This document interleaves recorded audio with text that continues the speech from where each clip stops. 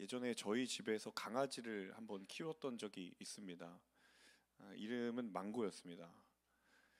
그 망고라는 강아지를 키우면서 제가 굉장히 신기한 몇 가지 사실을 발견을 하게 되었는데요. 그 중에 하나가 무엇이었냐면 이 강아지가 사료를 먹을 때랑 그리고 간혹 이제 저희가 먹는 음식을 달라고 해서 그 음식을 줬을 때 그 강아지에게서 나오는 그것이 굉장히 다르다라는 것을 제가 발견하게 됐습니다.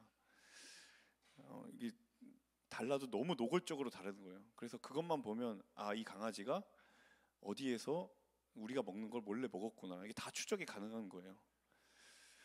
제가 우리 망고의 모습을 보면서 이게 채워진다는 게 무엇인가에 대해서 한번 생각을 해보게 된 적이 있습니다. 이제 사실 채운다라는 말을 이제 곰곰이 생각을 하면 사실 무언가 채워지지 않았다는 것을 전제로 하죠. 무언가 비어있기 때문에 우리는 항상 채워진다라는 것에 대해서 생각을 한다라는 거예요. 자, 그러다 보니까 많은 사람들이 채움에 대해서 주목하는 바가 무엇이냐면 일단은 비워져 있기 때문에 그것을 채워야 한다라는 것에 대해서 굉장히 주목을 많이 한다라는 거예요. 채우는 것 행위 자체가 비어 있는 것을 그냥 채우는 행위, 이것이 너무 큰 의미이기 때문에 그것을 굉장히 크게 혹은 전부인 것처럼 받아들인다라는 것이죠. 자, 그런데 단순히 채운다라는 것, 그것이 그 행위의 전부의 의미를 가지는 것일까? 더 중요한 것이 있죠. 제가 망고의 이야기를 드렸던 것처럼 무엇으로 채우느냐입니다. 단순히 채운다는 행위보다 사실 더 중요한 건 무엇으로 채우느냐, 그리고 무엇을 채우느냐라고 할 수도 있을 것 같아요. 자, 여러분, 건강의 문제도 마찬가지잖아요. 무엇이든 먹는다고 다 건강해지는 것이 아니죠. 무엇을 섭취하느냐에 따라 그 사람의 건강이 좌우되는 것처럼 아무거나 다 먹는다고 해서 우리의 건강이 보장되는 것이 아닙니다. 영적인 것도 마찬가지입니다. 아무거나 섭취한다고, 아무거나 채운다고 해서 모든 것이 그 영혼에 도움이 되는 것은 아니다라는 거예요. 자, 그런 의미에서 오늘 본문에 등장하는 이 한 명의 인물은 정말 우리가 기대하고 소망하는 그 진정한 충만을 가장 확실하게 경험했던 사람이라고 할 수 있을 것 같아요. 자, 오늘 본문은 여러분 한 번쯤 다 들어보신 이야기라고 할 수 있을 것 같습니다. 자, 주님이 사마리아 여인과 만남을 가지는 장면입니다. 자, 한 사람의 결핍된 인생이 과연 무엇으로 채워져야 하는지, 어떻게 채워져야 하는지를 가장 정확하게 보여주는 이야기가 오늘 이 본문의 이야기입니다. 자, 사실요, 이 이야기는 오늘 읽은 본문 뒤를 더 읽어야 됩니다. 26절까지를 읽어야 되는데, 물론 저는 설교를 준비하면서 26절까지 여러 번 읽었는데 제가 본문을 읽으면서 한 가지 드는 생각이 있었어요. 그것은 무엇이냐면 요한복음 이 4장에서 성경이 이 여인의 인생에 대해서 굉장히 비교적 구체적으로 묘사하고 있구나라는 것을 제가 보게 되었어요. 자, 우선 한 여인, 그 당시에 여인의 존재가 얼마나 이렇게 귀하게 여김받지 못했던 시대였는지 여러분 잘 아시죠? 그럼에도 불구하고 한 여인에 대하여서, 한 사람에 대하여서 할애된 구절이 굉장히 깁니다. 거의 4장의 절반 이상이죠. 자, 또 무엇보다 본문을 읽어가다 보면 여러분 전부는 아니지만 이 여인이 과거에 어떤 인생이었는지를 다 미루어서 짐작을 할 수 있을 만큼 비교적 자세하게 성경이 이 여인의 삶을 이야기하고 있어요. 제가 왜 그런 생각이 들었는가, 왜 여기에 제가 집중을 하게 되었는가, 사실 이 여인을 놓고 보면 성경이 굳이 그렇게까지 설명하지 않아도 될 만한 그런 인생, 그런 사람이었기 때문이거든요. 자, 왜냐하면 가장 중요한 건 이 여인의 출신이 어딘가 하면 바로 사마리아입니다. 자, 여러분, 사마리아 하면 조금 성경에 대한 그 배경 지식이 있는 사람은 유대인들이 별로 좋아하지 않는 지역이다라는 것을 그 정도는 여러분이 알고 있을 거라고 생각을 합니다. 그런데 실제로 당시의 유대 사회에서 이 사마리아는 우리가 생각하는 것보다 훨씬 더 부정적인 의미를 가지고 있었습니다. 지도를 보시면 아시겠지만 분명히 이 사마리아 지역은 이스라엘 영토 안에 있어요. 외국이 아니거든요.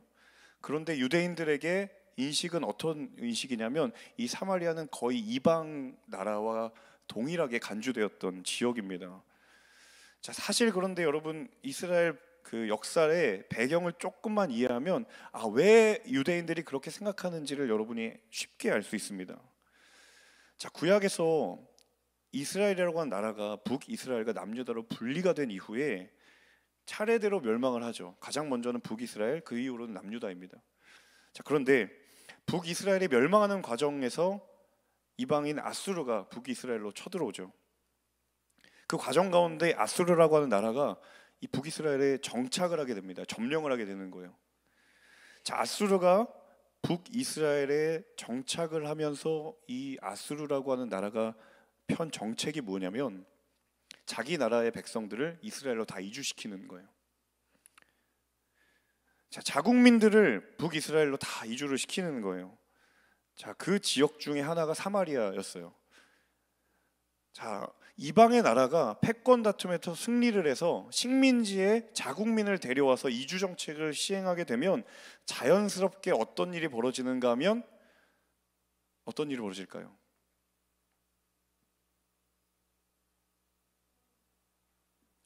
네, 제가 들으신 것처럼 목 컨디션이 좋지 않아서 잠깐 쉬려고 여러분에게 질문을 던졌는데 일말의 틈도 허락하지 않으시는군요. 계속 가야 되겠습니다. 어떤 일이 벌어집니까? 결혼을 하게 되죠. 혼인을 하게 됩니다. 자, 그런데 이 결혼이라고 하는 것이 유대인들에게 있어서는 굉장히 중요한 거예요. 왜냐하면 하나님께서 이스라엘 백성들에게 율법을 통해 명령해 주신 결혼에 대한 중요한 규정은 무엇이냐면 이방인들, 다시 말해서 하나님을 섬기지 않는 사람들과 결혼을 하는 건 그건 굉장한 우상 숭배였습니다.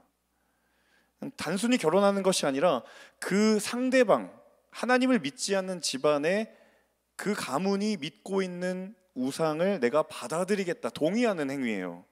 그래서 절대로 이방인들과의 결혼을 금했다라는 것이죠. 자, 그런데 이 북이스라엘에 대한 아수르의 정책 때문에 자연스럽게 아수르 사람들과 결혼을 하게 되는 일이 사마리아 지역에서 일어났습니다. 자, 그래서 역사적으로 이 사마리아 지역은 한마디로 말하면 유대인의 이 영적인 순수성을 다 잃어버린 곳이었어요. 굉장히 오염된 곳이죠. 순수혈통, 영적인 순혈주의의 자부심을 가지고 있는 유대인들에게 사마리아는 저주받은 땅이었던 거예요. 지리적으로는 이스라엘의 영토 안에 있지만 더 이상 그들의 마음 가운데는 이 사마리아는 이스라엘 영토가 아니었다는 사실입니다. 자, 더군다나 그런 곳에서 이 여인, 사마리아 출신의 여인인데 이 여인의 배경이 무엇이냐면 남편과 헤어졌어요. 이혼을 했어요. 유대 사회에서 사별, 배우자가 죽음 때문에 이별을 하게 되는 그런 특수한 상황이 아니라면 이혼은요 굉장히 부정한 것입니다. 특별히 여인에게는 굉장히 치명상이었어요. 자, 이혼한 여인이 부정한 여인으로 낙인 찍히는 건 당연한 것이었고 그 여인은 사회에서 철저하게 배제가 되었습니다. 자, 여러분 생각을 해보세요. 저주받은 땅 사마리아인 출신, 거기다가 이혼까지 했어요. 자, 그럼에도 불구하고 이 여인이 자신의 인생을 다시 한번 회복시키려고 여러 차례 남자를 만나려고 했던 것 같습니다. 본문을 보시면. 하지만 결과는 어땠는가? 실패였죠. 이 남편이 몇 차례나 바뀌는 이 순간 속에서 이 여인이 무엇을 추구하려고 했을까? 여인은 무엇 때문에 자신의 출신이 사마리아인이라는 것과 그리고 자신이 남편과 헤어지는 그 상황을 어떻게 해서든 극복하려고 했던 그 이유가 무엇이었을까? 채워야 한다는 거예요. 자신의 출신과 그리고 결혼의 실패를 통해서 결핍된 부분, 그 고난의 시간 가운데에 자신의 내면과 삶에 채워지지 않은 부분을 어떠한 방식으로든 채워야 한다라는 그 마음이 여인 가운데 있었다는 거예요. 한마디로 말하면 이 여인은 결핍과 목마름으로 가득 찬 인생이었다라는 것입니다. 과연 그런 여인에게 인생의 만족이라는 것이 과연 존재하는 것일까? 누군가에 의해서, 무엇인가에 의해서 채워지는 경험이 과연 그녀에게 있을까? 그리고 앞으로도 그 경험이 가능할 것인가? 여러분, 이 여인의 출신과 배경, 우리에게는 굉장히 동떨어진 이야기고 별거 아닌 듯하지만 이 여인의 배경과 출신이 우리에게 던져주는 아주 중요한 한 가지 사실이 있는데, 그것은 무엇이냐면, 사람은 세상의 것으로 완전한 만족을 어떤 것으로도 취할 수 없다는 사실입니다. 사람은요, 세상의 어떠한 것으로도 완전한 만족이라는 것을 경험할 수가 없다는 거예요. 사람의 내면에 존재하는 결핍과 목마름을 완전히 채운다는 것, 그 자체로 불가능한 이야기라는 거예요. 자, 그런데 성경에서 뭐라고 이야기하냐면, 사람에게 영원한 것을 사모하는 마음을 주셨다라고 말합니다. 영원한 것을 사모하는 마음을 사람에게 주셨다라고 해요. 자, 바꾸어 이야기하면 이 말은 무엇이에요?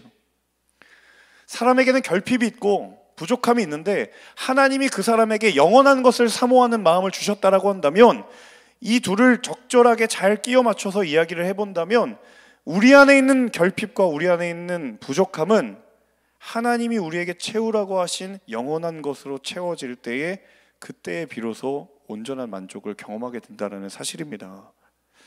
여러분, 우리 모두가 저마다 하나님을 믿는 이유도 조금씩 다를 수 있고 교회를 다니는 이유도 조금씩 다를 수도 있지만, 우리의 생각과 우리의 이유와 우리의 목적이 다를지라도 하나님께서 우리 모두에게 주시고 계시는 목적은 단 한 가지입니다. 그것은 무엇이냐면, 우리의 영혼의 그릇을 무엇으로 하나님이 채울 것인가요? 하나님은 그 한 가지 사실에 관심이 있어요. 지금 함께 예배하고 있는 저와 여러분에게 그 영혼의 그릇을 하나님은 무엇으로 채울 것인가, 그것에 관심이 있으시고 그것을 지금 채우고 계시고 앞으로도 채우실 거예요. 여러분, 하나님의 목적은 우리의 비어있는 영혼의 그릇을 채우는 것이다라는 사실이에요. 여러분, 우리의 영혼의 그릇이 하나님의 말씀으로 가득 채워지기를 주님의 이름으로 축복합니다. 우리의 영혼의 그릇이 하나님의 은혜로 채워질 수 있기를 주님의 이름으로 축원합니다. 하나님께서 채우시기로 작정하셨다면 하나님과 무관한 것으로 채우는 것이 아니라 하나님이 원하시는 것, 하나님이 기뻐하시는 것으로 우리가 충만케 되기를 소망합니다. 이 기도의 고백, 이 간구의 고백이 오늘 우리 모두에게 있기를 주님의 이름으로 축복합니다. 자, 그러면 이 예수님과 사마리아 여인의 만남이 과연 어떻게 이루어진 것일까? 제가 이 본문을 보면서 예수님의 동선을 좀 추적을 해봤어요. 예수님의 동선을 여러분 살펴보시면 굉장히 의미가 있습니다. 왜냐하면 복음서에 예수님이 어떤 지리적인 이동을 하실 때에는 다 이유가 있어요. 다 목적이 있어요. 그냥 속된 말로 기분이 내켜서 가는 그런 이동은 없었습니다.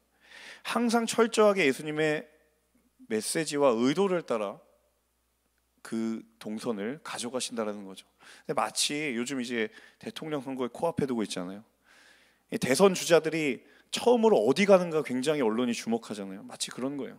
그걸 보고 사람들이 이 사람이 국가에 대한 이런 부분을 중요하게 여기는구나. 그가 가는 곳, 그의 동선으로 그 의미와 메시지를 사람들이 다 파악을 하듯이, 예수님이 어떤 영적인 목적이나 이유를 가지고 항상 지리적인 이동을 한다라는 거예요. 자, 그런 의미에서 그런 생각을 가지고 우리 3절과 4절의 말씀을 다시 한번 같이 읽어보도록 하겠습니다. 3절과 4절입니다. 시작. 그래서 예수께서는 유대를 떠나 다시 갈릴리로 가셨습니다. 갈릴리로. 자, 3절에 뭐라고 되어 있냐면 유대를 떠나 갈릴리로 가셨다. 3절을 보니까 주님이 유대 지방에 있다가 갈릴리로 가셨어요. 이스라엘 지도를 기준으로 했을 때 그 유대 지방은 남쪽이고요, 비교적. 갈릴리는 북쪽입니다. 자, 그런데 4절에 보시면 4절에 갈릴리로 들어가려면 사마리아 지방을 거쳐야만 했습니다라고 이야기를 하고 있습니다. 자, 거쳐야만 했다. 뉘앙스 자체가 반드시 그 사마리아 지방을 지나가야만 했었던, 반드시 그렇게 해야만 했었던, 그럴 수밖에 없었던 필연적인 뉘앙스를 담고 있죠.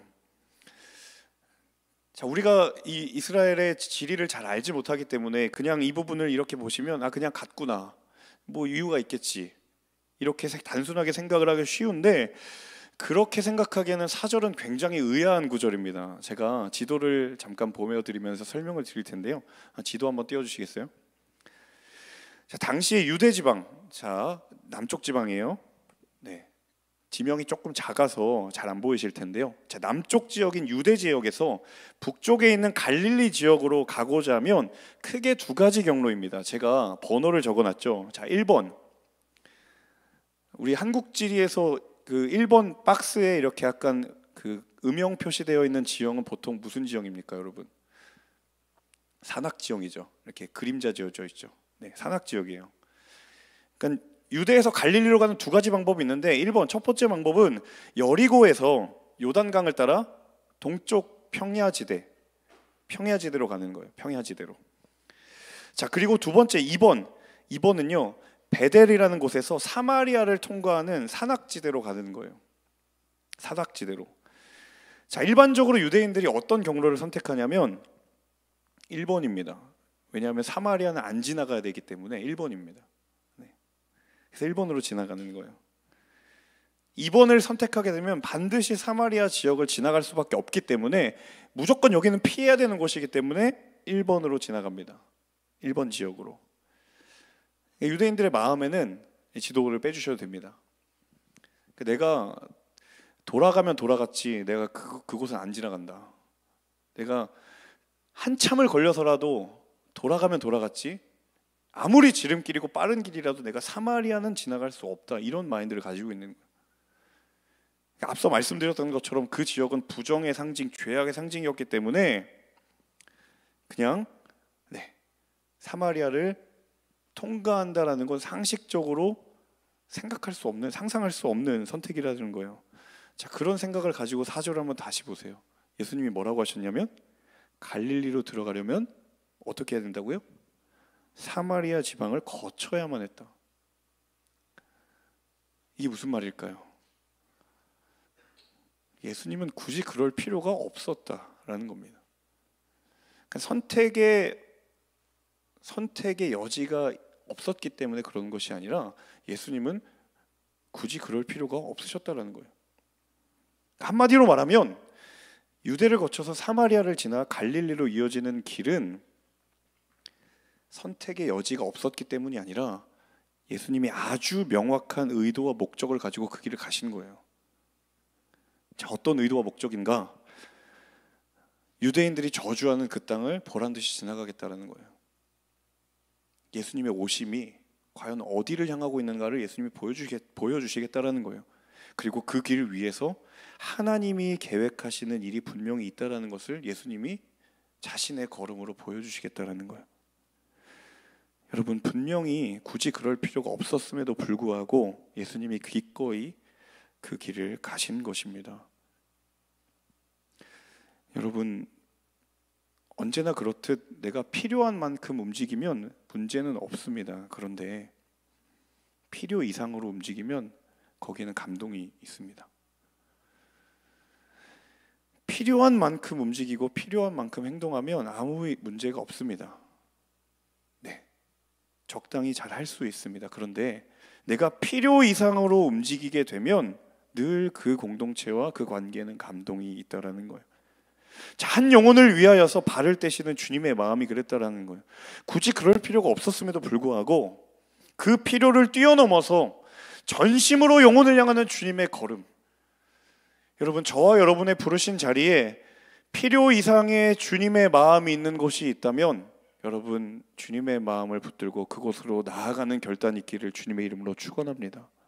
여러분의 삶의 자리 가운데 하지 않아도 아무런 문제 없지만 주님께서 강하게 음성 가운데에 그리고 사인을 주시고 그곳으로 가라 하실 때 여러분, 그 필요를 뛰어넘어 그 자리로 나아간다면 거기에 하나님의 충만한 은혜가 있기를 그렇게 하나님께서 인도하실 줄로 믿습니다. 여러분, 우리의 모두의 삶에 이 주님의 흔적과 같은 이 걸음의 흔적이 남기를 간절히 소망합니다. 자, 우리 이어서 6절의 말씀 함께 보도록 하겠습니다. 6절의 말씀입니다. 야곱의 우물이 거기에 있었습니다. 여행으로 피곤해진 예수께서는 그 우물 곁에 앉으셨습니다. 그때가 낮 12시쯤이었습니다. 자, 유대 지역을 이제 떠나서 사마리아에 도착을 하셨어요. 자, 그리고 수가라고 하는 마을에 들어갑니다. 이 수가는 사마리아의 성읍 안에 있는 그런 지역이었어요. 제가 호기심에 예수님이 출발하셨던 곳, 대략 유대 지방이라고 했으니까 유대 지방의 예루살렘으로 잡고, 자, 예루살렘에서 사마리아 수가성까지 거리가 얼마일까? 제가 그 당시에 지도를 펼치려고 하지 않고 이제 구글 맵으로 대략 이제 지도를 딱 찍어가지고 내비를 돌려봤어요. 그랬더니 한 150에서 200km 정도 되더라고요. 그러니까 오늘 차량을 이용해서 오늘날 가도 최소 2시간 이상 가야 되는 거리입니다. 자, 그런데 굉장히 충격적인 사실은 예수님이 그 유대 지역을 떠나서 사마리아의 수가성에 도착한 시간이 언제냐면, 여러분 6절 끝에 뭐라고 돼 있어요? 몇 시예요? 낮 12시입니다. 갑자기 드는 생각이, 도대체 예수님 언제 출발해야 150km나 200에서 200km 걸리는 거리를 낮 12시에 도착하지? 도대체 언제 출발해야 되는 거지? 또 호기심이 걸려서 구글 맵으로 도보로 찍어봤어요. 걸어가면 30시간입니다. 당연히 그때랑 지금이랑 지형이 다를 것이고요. 자, 하루 종일 꼬박 걸어도 닿을 수 없는 거리를 예수님이 걸어가시는 거예요. 그러니까 더더욱 마음에 강한 마음이 드는 것은 무엇이냐면, 예수님이 분명한 의도와 목적이 아니라면 이 설명이 불가능한 동선이다라는 사실이에요. 이 주님의 한 마음 한가운데에 한 영혼을 향한 전심의 마음과 진심의 마음을 가지고 걸어갔던 동선, 그 흔적들이 지금 이 사마리아를 향하가는 그 동선에 있다라는 거. 그 주님의 마음이 녹아있는 길이라는 거예요. 얼마나 한 영혼에 대하여서 깊은 관심과 사랑이 있었는가. 제가 좋아하는 음식 중에 하나가, 얼마 전에 차돌된장찌개 얘기했더니까 계속 얘기하더라고요, 지체들이. 하나 더 얘기 드리겠습니다. 제가 개인적으로 좋아하는 음식 중에 하나가 노량진 컵밥입니다. 무슨 반응이죠 이거? 네. 목사님도 그런 음식을 먹다니 약간 이런 표정인 것 같은데, 제가 노량진의 컵밥을 좋아합니다. 그런데 컵밥이 여러 개가 있잖아요. 컵밥 거리가 있는데 제가 한 곳만 가요. 단골집이 있어요. 현준의 컵밥이라고. 네, 저도 좋아하고요, 저희 아이들도 좋아합니다.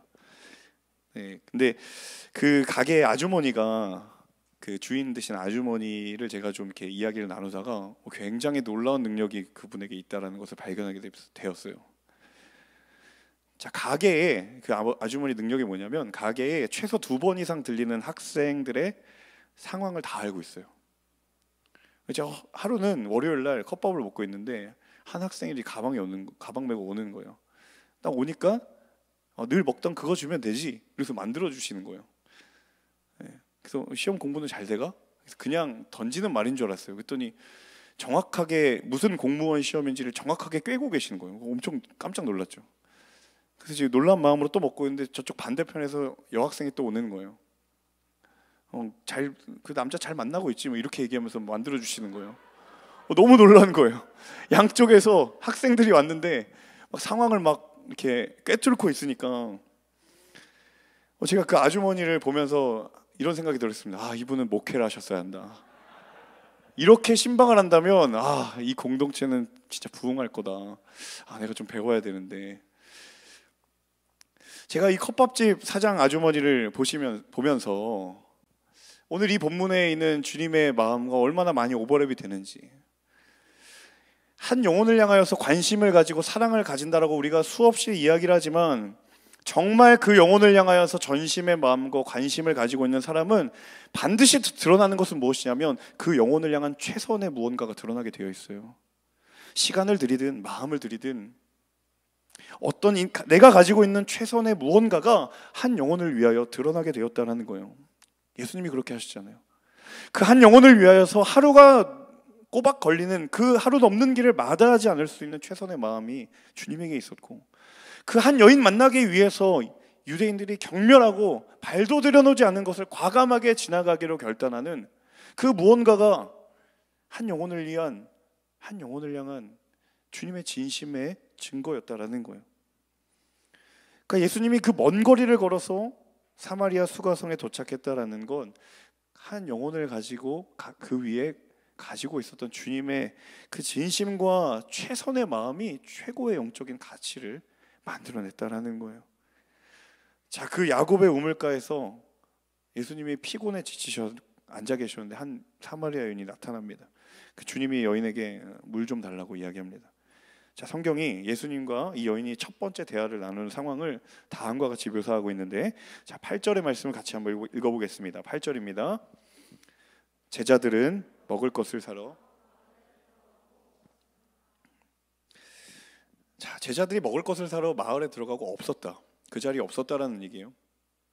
자, 일반적으로 여러분 복음서를 보시면 예수님이 제자들과 함께 다니시다가 필요한 것이 있거나 혹은 무언가를 구하려고 제자들을 보내실 때 보통 예수님은요 제자들 전부 보내지 않아요. 근데 8절을 보시면 제자들이 먹을 것을 사러 마을에 들어가고 없었다라고 이야기를 합니다. 굉장히 일반적이지 않은 상황이에요. 뒤집어 이야기하면 지금 여기에는 예수님과 여인 말고는 누군가가 있었다 없었다? 없었다. 주님이 이 자리에 사마리아 여인과 예수님 말고는 두기를 원하지 않으셨다. 시간이 12시예요. 동네의 남편을 4번이나 갈아치운 여인이 낯선 유대인 남자와 대화를 나누고 있다. 만약 그 자리에 누군가가 있었다면 이미 그 여인은 동네에 다 알려져 있는 여인이었을 테고, 누군가가 지나가면서 낯선 유대인 남자와 대화를 나누고 있는 그 여인의 모습을 보기라도 한다면 이 여인에게는 분명히 또 다른 엄청난 비난과 손가락질이 시작되었을 것입니다. 심지어 그들이 제자들이라고 하더라도 제자들이 얼마나 경멸스러운 눈으로 이 여인을 바라보았을지 주님도 알고 계셨던 거예요. 그래서 주님이 이 모든 상황을 하나하나 섬세하게 정리하고 계신 거예요. 로맨티스트라고 저는 생각합니다. 여러분, 그런 말이 있습니다. 남의 발을 씻기고자 한다면 그 물의 온도에도 신경을 써야 한다. 왜 사람들이 5가지 사랑의 언어를 주목을 할까요? 왜 MBTI를 알려고 할까요? 영원한 가치에는 언제나 영혼을 향한 배려와 사랑이 필요하기 때문입니다. 자, 사마리아 여인과 대화를 나누기 전에 주님은 이미 이 영혼을 향한 섬세한 배려와 사랑을 하고 있었던 거예요. 세상에는 누군가를 사랑한다라고 말하는데 자기 만족대로, 자기의 뜻대로 그 사람을 사랑하려고 하는 사람들이 너무나도 많이 있습니다.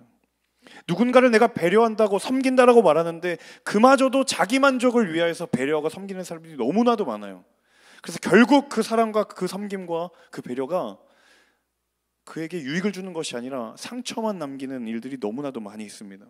그래서 저는 배려라고 하는 것은요, 내가 상처받을 줄 알면서도 기꺼이 내가 그것을 감내하겠다라는 결단이라고 생각합니다.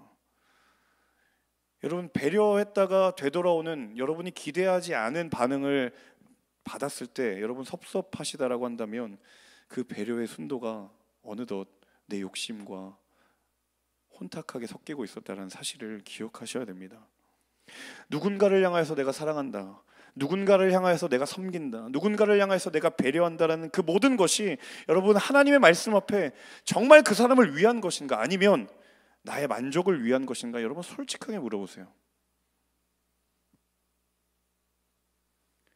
정말 예수님이 우리에게 해주셨던 것처럼 십자가에 달려서 자기를 죽기까지 내어 비우시기까지 철저하게 자기를 내어주시는 그 사랑의 지경까지 내가 가기로 작정했고 그 용기가 있는가? 여러분, 우리는 그 주님 닮아가기 위해서 지금 이 시간 예배하고 함께 공동체를 꾸려 나가는 겁니다. 여러분, 예수님의 이 배려, 한 영혼을 향한 정말 자신을 완전히 내어주는 이 사랑, 여러분이 속한 학교와 가정과 직장과 여러분의 관계 속에서 여러분 그 주님의 흔적을 드러내시는 하나님의 아름다운 사람 되시기를 축복합니다. 자, 이 예수님의 배려 넘치는 제스처를 아는지 모르는지 여인이 굉장히 쌀쌀맞게 대답을 합니다. 자, 9절 말씀 같이 보겠습니다. 9절입니다. 사마리아 여인이 예수께 말했습니다. 당신은 유대 사람이고 저는 사마리아 여자인데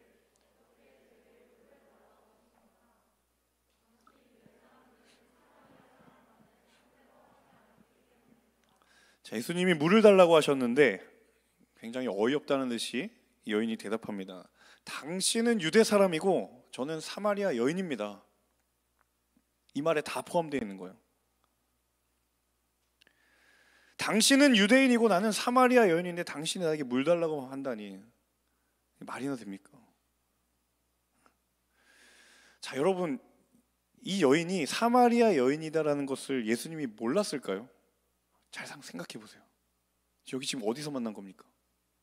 사마리아 성읍에서 만난 거잖아요. 이 여인이 사마리아 여인이라는 것을 주님이 모르고 굉장한 신뢰를 하는 게 아니다라는 거예요.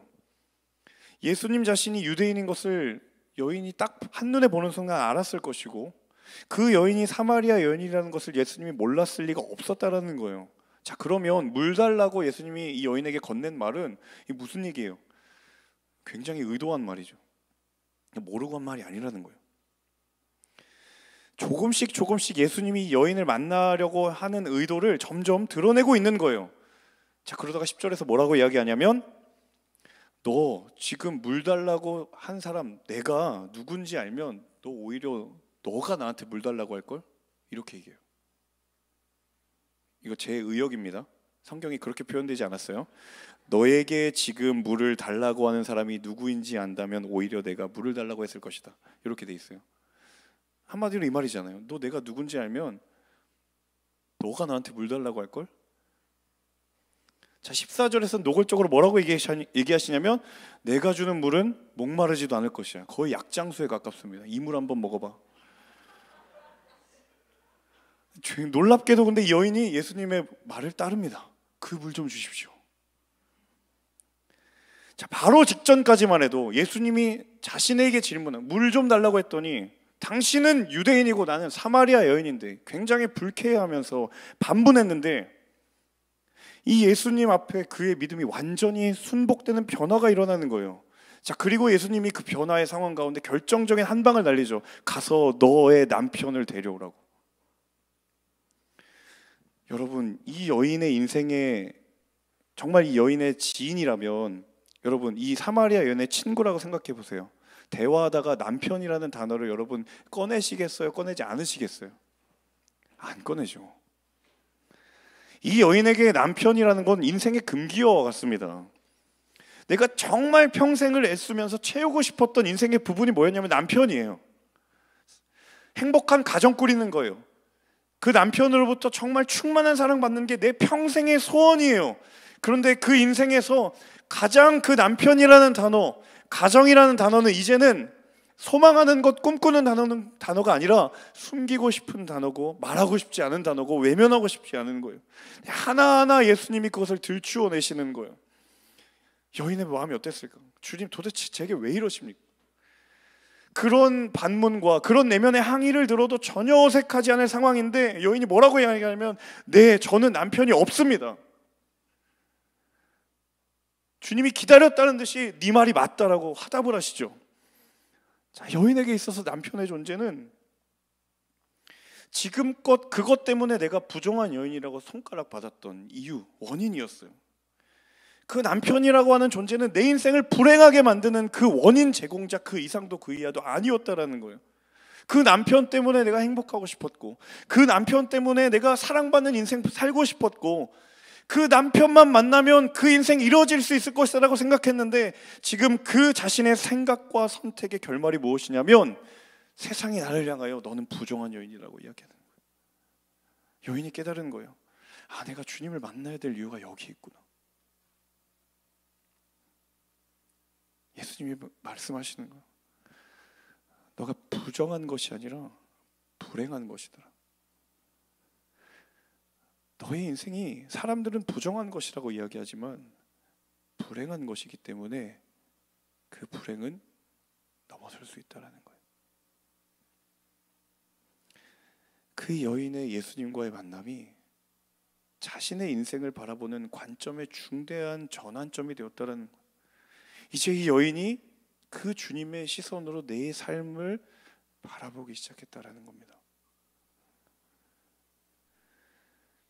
내 영혼의 목마름이 해결되지 않았기 때문에 벌어진 일이지 내가 부정하기 때문에 이 일이 벌어졌던 것이 아니다라는 것을 주님과의 만남을 통해 이 여인이 깨닫게 된 거예요. 끊임없이 무언가를 채우려고 애써왔고 끊임없이 무언가를 채워 넣으려고 했었지만 끊임없이 허무와 좌절감을 경험할 수밖에 없었던 그 인생에 여러분, 살아계신 하나님께서 내 인생에 찾아오셔서 그분으로 인하여 충만케 될 때 내가 그때 비로소 채워질 수 있습니다라고 고백할 수 있는 이 여인의 고백이 오늘 저와 여러분의 고백이 될 수 있기를 주님의 이름으로 축원합니다. 여러분, 끊임없이 우리는 무언가를 채워야 한다라고 요구받는 세상 가운데 살아가고 있습니다. 그런데 예수님과의 만남이 그 만남 자체가 변화 그 자체였어요. 내 사람의 한계를 뛰어넘는 주님의 시선으로 이제 여인은 나 자신을 바라볼 수 있게 되었던 것입니다. 여러분, 이 말씀을 우리의 삶에 비추어 볼 수 있기를 소망합니다. 여러분은 여러분 스스로를 어떠한 시선으로 바라보고 계십니까? 사람의 한계를 뛰어넘는 주님의 시선입니까? 아니면 사람의 한계 안에 갇혀져 있는 나의 시선입니까? 어떠한 겉면이나 어떠한 조언에도 움직이지 않던 사람의 마음이 녹아지고 움직일 수 있었던 것은 그 여인을 향한 주님의 전심의 마음과 진심의 마음이었고, 필요를 넘어선 하나님의 최선의 마음이 그 마음을 움직였던 거예요. 우리가 이 시간 그렇게 기도하기를 원해요. 하나님, 내게 주님의 시선을 충만하게 부어주옵소서. 내 주변의 관계와 내 모든 주변의 시선과 현실들이 마치 사마리아 여인을 바라보며 너는 부정한 여인이라고, 다시 일어날 수 없고 재기할 수 없는 인생이라고 말하지만, 하나님께서 그 인생 가운데 찾아오셔서 내가 부정한 것이 아니라 불행한 것이다, 그 불행은 나를 만남으로 인하여 내가 주는 이 물을 마심으로 인하여 충만하게 채워질 때 넘어설 수 있다, 아니 충만하게 채워줄 수 있다고 말씀하시는 것처럼, 하나님 내게도 그 물을 부어 주옵소서. 하나님 내게도 그 은혜 부어 주옵소서. 내게도 그 주님의 시선을 채워 주옵소서. 우리 이렇게 주신 말씀 붙들고 기도하는 이 시간 될 수 있기를 주님의 이름으로 간절히 소망합니다. 우리 함께 찬양하며 나아갈 텐데요, 하나님의 마음을 우리 가운데 물 붓듯이 부으시며 그 주의 시선으로 내 삶을 다시 한번 바라보는 믿음의 결단과 용기 있기를 원합니다. 우리 함께 찬양하며 기도의 자리로 나아가도록 하겠습니다.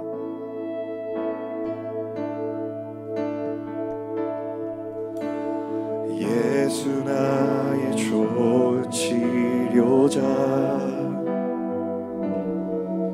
그의 눈이 머무는 곳은 나의 슬픔과 고통, 고개를 들어 그의 눈을 볼 때에 난 알았네.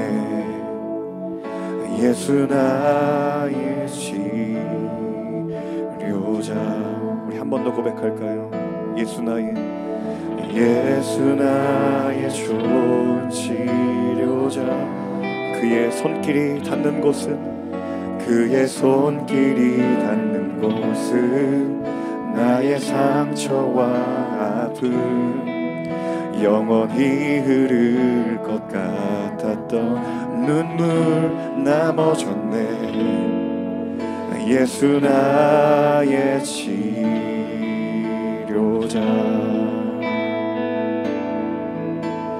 나 노래하리라, 천한 나를 돌아보신 구세주를 찬양해, 하늘 닿는 곳까지 내 손 들리라. 예수 나의 치료자. 다시 한번 이 고백으로 찬양하며 나아갈 때에 그 자리에 일어나셔서 함께 찬양하며 나아가겠습니다. 예수 나의 좋은 치료자, 예수 나의 좋은 치료자,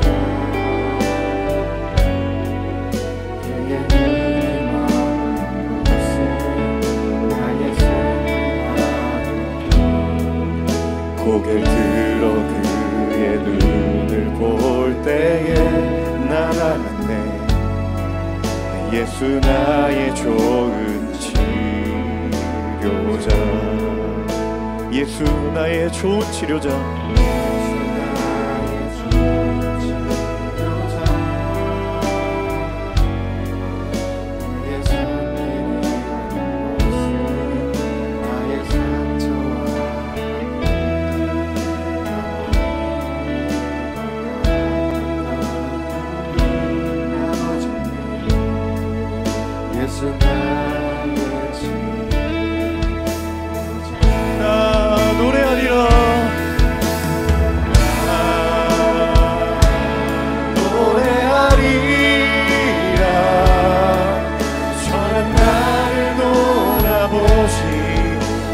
주를 찬양해 하늘 닿는 곳까지 내 손을 들이라.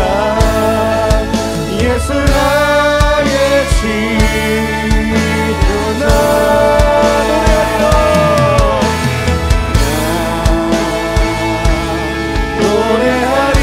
노래하리라. 선한 나를 돌아보시 주를 찬양해 하늘 닿는 곳까지 내 손을 들이라. 예수의 치료자,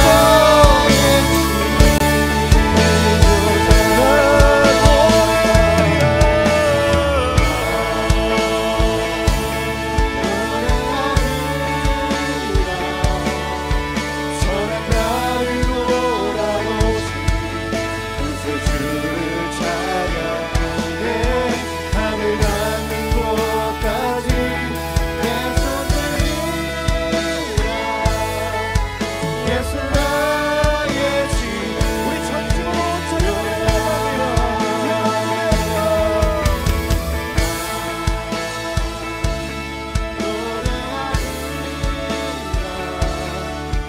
선한 나를 돌아보시 주를 찬양해 하늘 닿는 곳까지 내 손 들이라. 예수 나의 우리 인생을 살아주길 그 주님을 지켜줘.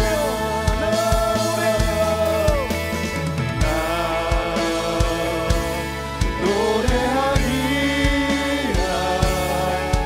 선한 나를 돌아보시 주를 찬양해 하늘 닿는 곳까지 내 손 들이라. 예수 나의 치료, 우리 전심으로 고백하며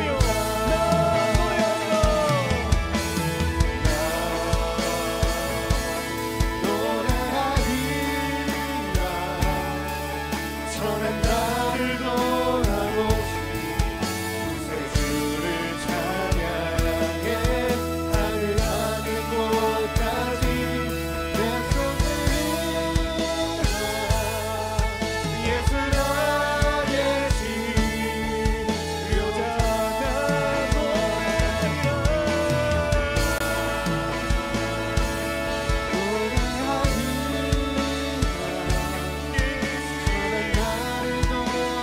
아무리 천한 인생도 하나님의 손에 붙들린 자를 들어주시며 사용하시는 약속하시는 것 하나님을 찬양합니다. 오 주님, 우리 인생을 통하여 영광 받아 주옵소서. 우리 다시 한번 찬양하며 나아갈 때에 우리 오늘 손을 들며 찬양합니다.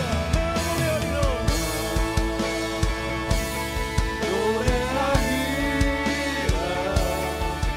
선한 나를 돌아보시 주를 찬양해 하늘 닿는 곳까지 내 손 들이라. 예수 나의 치료자.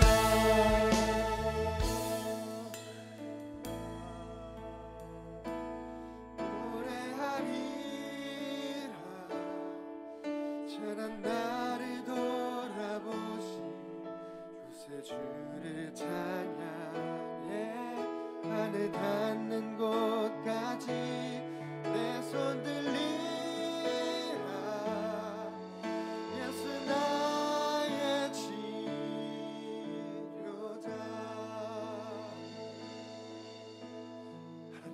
여러분 그리고 저에게도 말씀하십니다. 사랑하는 아들아, 사랑하는 딸아, 너의 정직한 고백을 듣기를 원한다. 세상과 많은 기준 앞에 아무렇지 않은 듯 살고 있지만 끊임없이 너는 부정한 사람이야 라고 말하는 세상의 목소리를 뒤로하고 내게 이 여인처럼, 그렇습니다 주님, 저는 남편이 없습니다, 이 정직한 고백을 듣기 원하시는 줄로 믿습니다. 여러분 이 시간 함께 기도하며 나아가기를 원할 때 하나님, 내 모든 관계 속에서 나를 규정하려고 하는 목소리가 하나님 나는 너무 힘듭니다. 하나님 내가 속한 학교와 직장 속에서 과연 나의 진짜 모습이 무엇인지 찾을 수도 없는 어려움과 찾을지도 못하게 하는 그 혼란함 앞에 나는 살아가고 있습니다. 하나님 십자가 앞에 나아가 다시 한번 하나님 앞에 내가 누구인지를 비추시는 그 하나님의 음성 앞에 서기를 원합니다. 정직한 고백으로 나아가기를 원합니다. 하나님 나의 나된 것이 하나님의 은혜임에도 불구하고 하나님 세상이 요구하고 있는 나, 세상이 원하는 나의 모습에 나는 원하지도 않지만 그것을 끼워 맞추며 살아가는 그 성막히는 인생을 뒤로하고 아버지 하나님 오늘 나를 창조하시고 나를 빚으신 그 하나님의 음성 앞에